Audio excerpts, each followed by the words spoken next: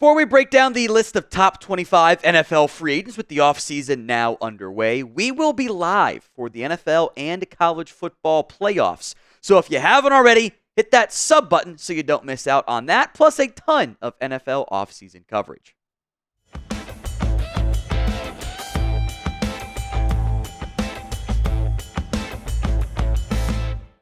We're going 25-1 on the top NFL free agents. First up is Russell Wilson at number 25. I don't know how he really truly ranks among the top NFL QBs, but I think he is somewhere in the top 32, and there are several teams that don't have one of those guys, and he's probably closer to top 20 at minimum. Maybe Pittsburgh just brings him back. Playoffs could matter a lot for us. He hasn't played as well down the stretch, but starting caliber quarterback has to be on this list.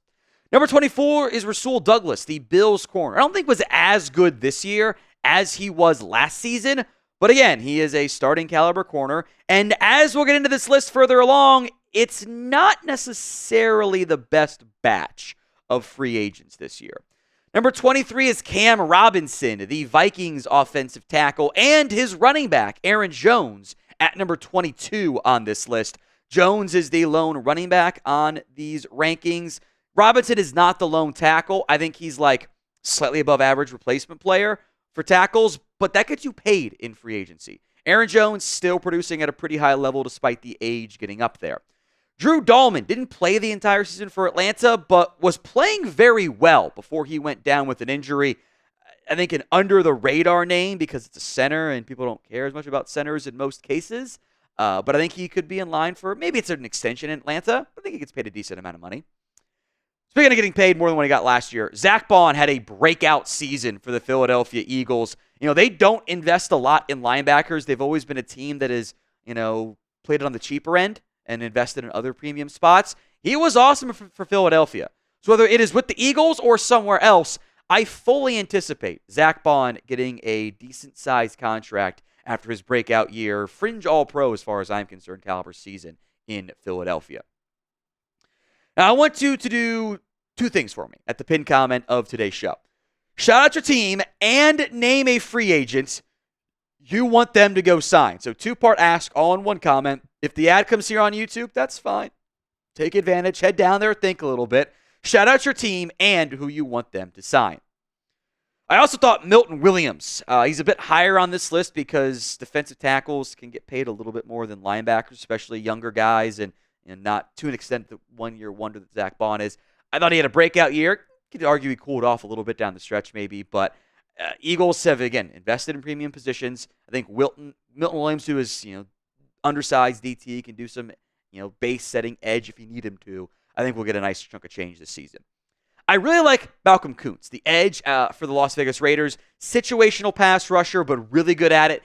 Did miss the entire year due to injury. That puts his overall free agency stock in a bit of a question mark phase. Haason Reddick, he cost himself money. Let's call it what it was there. He is a good pass rusher. He's a really good pass rusher. The list of guys that had put up 10 plus sacks in the previous 4 seasons going into this year was him, Myles Garrett, Micah Parsons now joins that list. That's it. Now Reddick missed a lot of time this year. He might have to take another 1-year prove-it deal. He could also pull a Clowney and wait a while to find a deal. Talanoa Hufanga, the safety for the 49ers, again, was a bit nicked up. Physical play style can kind of lead to that potential concern. Good safety, though, in a position group that is often overlooked. But there's another guy we'll get to. Also, veterans like Justin Simmons are free agents this year. Carlton Davis, the corner for the Lions. They traded for him from the Bucs, helped them play some man coverage. I think he's a very good corner and got a pretty good contract last time he was a free agent with Tampa. I think he gets another solid one this offseason. Chase Young, the Saints pass rusher. Again, the Saints did not have the season that they were hoping for. Chase Young only had 5.5 sacks, but the pressures were actually pretty good this year. And I think this is a type of player who did put up the most sacks he's had since his rookie season. Now, that's only 5.5. That will raise some red flags there, but he is still young. He does have the draft pedigree. He is only, by the way, he only turns 26 this free agency cycle, which is kind of crazy to think about how long he's been in the NFL. Given the age and premium positions that he plays, I think he'll command plenty of interest. Now, DeAndre Hopkins is getting up there in age. You wonder how much longer he can continue to play at the level he has been able to play for, but in a maybe not the strongest free agency group. And again, the production was really not what I think Hopkins was necessarily hoping for, especially down the stretch this year. Still put up, would have been on pace for ish 5, or would have been pushing for 1,000 yards, I think, if he had been able to play the entire year in Kansas City. Obviously, didn't put up great production in Tennessee in 6 games either. He is getting up there in age. He is still DeAndre Hopkins. There will be interest. Today's show is made possible by Game Time. Game Time's got a new feature. It's called Game Time Picks. It makes getting tickets even easier. Game Time Picks filters out the fluff to only show you incredible deals on great seats, so you don't have to waste time searching through thousands of tickets to find the best value. Game Time Picks is curation, designed to make it easier to find the best value on tickets to sports, concerts, comedy, theater, everything else in between. Toggle the all-in pricing feature to show your total cost up front with no surprise fees at checkout. The Game Time guarantee is this: if you find tickets in the same section and row for less, Game Time will credit you 110% of the difference. So download the Game Time app, create your account, use code CHATSPORTS for $20 off your first purchase. Terms apply. But again, create your account, redeem code CHATSPORTS, CHATSPORTS for $20 off. Download Game Time today for last-minute tickets, the lowest price, all guaranteed. Terms apply. But again, create that account, use code CHATSPORTS for $20 off your first purchase. Another wide receiver coming off a less than ideal season, Stefon Diggs, had another injury. I really don't know what his market's going to look like. You can kind of tell we're at 12 and we're mentioning Stefon Diggs, and once you get to the franchise tag guys and the extensions that might happen, boy, this is not the greatest top 10 free agency crop, but it's a big name, premium position, and a really good football player. Dre Greenlaw, coming off the injury, didn't play a ton this year for San Francisco. I think you could tell the defense missed him. I think not a household name, but maybe he is. Overshadowed by Fred Warner, obviously. You saw what Azeez Al-Shaair got from Houston in free agency. I think Dre Greenlaw is a better player. And I think Greenlaw is going to command plenty of interest from the Niners and outside organizations. Another Eagles player on the list, Josh Sweat, who is technically looking for his 3rd contract since including his rookie deal, by the way. 8 sacks this year, 6.5 in 2023, 11 back in 2022.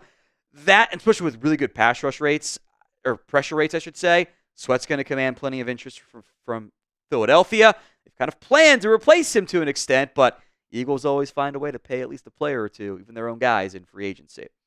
Amari Cooper, number 9 on this list. Again, he is getting up there in age. I do want to acknowledge that. This is missing some personal stuff right now for Buffalo, which should raise some potential red flags maybe. Really good route runner. Not the best guy in the cold. Maybe he needs to head south and warm up a little bit there to maximize his play. It's only slightly poking fun. It is kind of true there. But he is a quarterback's best friend because he still gets open at a very high level. DJ Reed, the Jets corner, who has been really good everywhere he's gone since the Niners let him get away, which I think was a bit of a mistake there, by the way. DJ Reed checks in at number 8. He's a very talented football player, and I am curious if the Jets find a way to bring him back, or if they go, we're going to rebuild and let a veteran corner walk. Ronnie Stanley, when healthy, is still a good offensive tackle. I don't think he's been as great as he was before the injuries hit, but he has been able to stay healthy, and that is a big factor for him. Curious how the Ravens approach this. The offensive line crop is not great, especially at tackle and free agency. If Stanley hits the open market, there's going to be interest.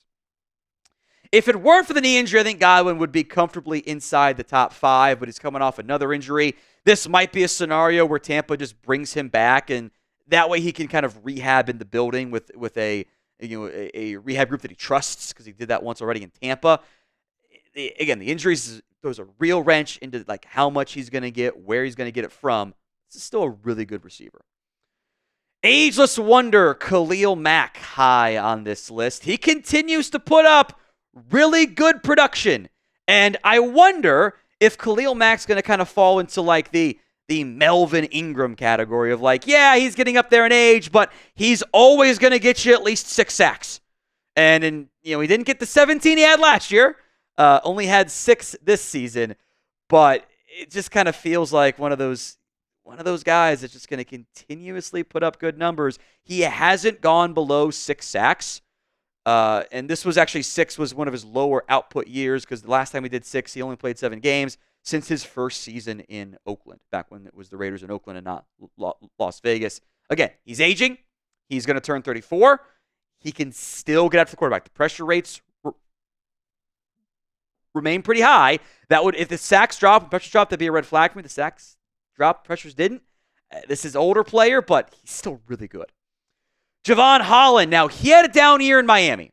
How much of that was just general downplay from the Dolphins overall? Valid question.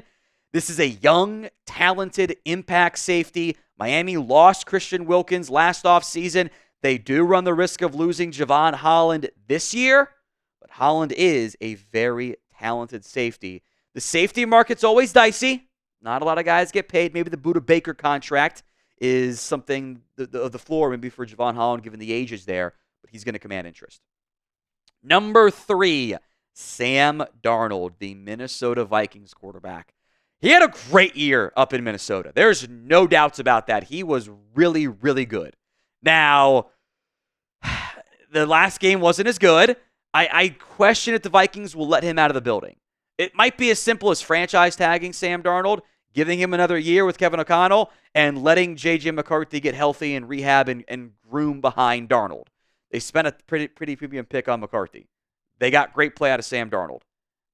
There would be a lot of interest if Darnold hits the open market. There are teams that are desperate teams, the Raiders, the Browns, the Titans, the Giants, so on and so forth. They're like, we don't have a quarterback. Darnold was great. Instant upgrade. I might be able to save my job. Very interesting offseason plan coming up here for Minnesota. What do you think they end up doing with Sam Darnold? Type K for keep, L for you think they end up losing him. Let me know in the comments section of today's show. Number 2, Trey Smith, the Chiefs offensive guard, one of the best young offensive linemen in football. I wonder if the Chiefs make a decision of like, let's cut Joe Thuney and re-sign Trey Smith. That might be how they approach things. We'll do cut candidates on the show. We'll do updated lists as players get cut, etc. Trey Smith is a really talented offensive guard. Chiefs don't spend money the same way other teams do, though. They got Justin Reed as a free agent as well. I'm curious how they approach it. I would be surprised, though, if these top 3, maybe 4 names actually hit the open market. And at number 1, it is Tee Higgins. He is like an expensive French sports car. It goes really fast. It's awesome when it works right. Boy, it's always got mechanical issues. Higgins is great when he's healthy. I think the medical is a massive question mark. He misses time. Tee Higgins does not play full seasons. He is consistently missing games and missing snaps and having to pull himself out of games. He's played 16 games twice in his NFL career. That's it. 1 full season. He's played 12 games each of the past 2 years, and there have been several games he's had to pull himself out. He doesn't play full snap count allotments anymore. He misses too much time. There are concerns there with the medical. But if I'm the Bengals, when you got Tee Higgins, Jamar Chase, and Joe Burrow healthy, statistically, it is the best offense in football. Why would I change that? If I'm the Bengals, I'm paying T because not like there's a bunch of other guys they got to pay anyway. Who did I leave off of this list? Let me know in the comments section of today's show. Who do you think I should have included on the list of top NFL free agents? Now, there are some other guys I do want to mention. Charvarius Ward has dealt with a lot of personal life stuff, so he's a valid option there. I feel terrible, all the stuff he's had to go through. I couldn't imagine going through it. But he's been a great corner when he's out there. He's worthy of being on this list. Asante Samuel Jr. is a big name that missed time. Osa Odigizua is going to command interest. He might get a bigger contract than you expect. DeMarcus Lawrence was once a top free agent on these lists, but has battled injuries. I like Nick Bolton. I think he's a great run stopper. I am curious what happens with Justin Fields. He's going to be a free agent. Maybe Pittsburgh brings him back to keep developing him. I don't know. I think Marquise Brown could command interest coming off the injury. Some good offensive guards that are starting caliber. Even Tevin Jenkins fits that mold. Will Fries fits that mold.